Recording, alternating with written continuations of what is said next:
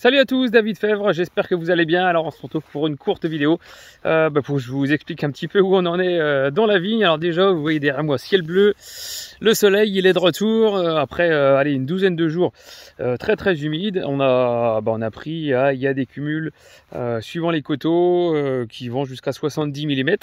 Ça fait même une petite centaine de millimètres en 30 jours. Alors effectivement il y a des régions qui ont besoin d'eau, d'autres qui en voudraient moins, c'est toujours comme ça la nature. Là effectivement ça a bien arrosé et en tout cas on s'inquiète un petit peu on va dire pour ce qui est botrytis, mais pour ce qui est mildiou et odium, la partie est pratiquement terminée, puisque on commence petit à petit à voir les grains bien changer de couleur. Alors c'est vraiment timide, hein. On a une grappe ici, voilà, qui est en train de se colorer un petit peu, mais voilà, quand on recule un petit peu, on va se mettre par ici à l'ombre. Quand on est ici, voilà, vous avez beaucoup de grains qui sont verts.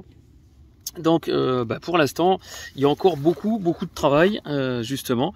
Et alors je vois mon polo, clin d'œil à Thierry. Voilà, j'ai mis son polo, Thierry agriculteur d'aujourd'hui.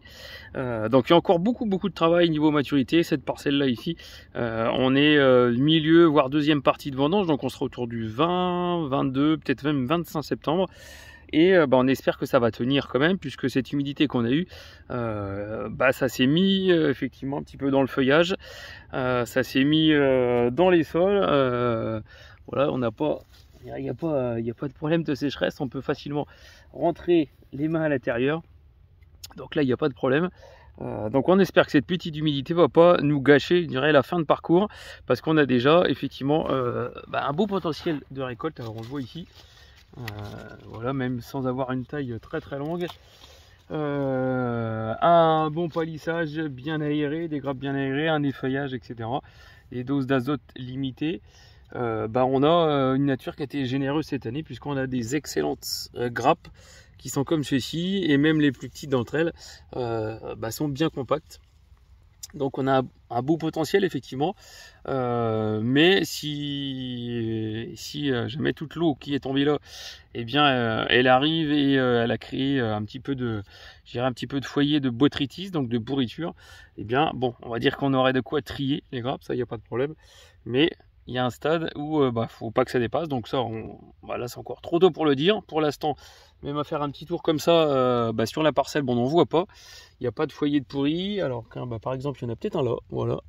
Hop. Alors ça, c'est un grain effectivement qui a été touché par quelque chose, puisque l'ensemble de la grappe n'y est pas du tout. Il n'y a pas de problème. Donc il y a peut-être eu un impact soit de tracteur, soit de quelque chose. Mais en tout cas voilà, pour l'instant ça va plutôt bien. Alors l'herbe est bien verte, ça il n'y a pas de problème, les vignes le sont ici, mais c'est surtout l'herbe. Alors ici c'est une parcelle qui a été travaillée en dernier dans la deuxième partie de juillet. Donc effectivement dans le milieu du rang c'est étendu, sous le rang c'est bien propre, donc on va sans doute pas réintervenir dans celle-ci. Mais en tout cas les vignes sont en forme, les raisins sont plutôt pas mal.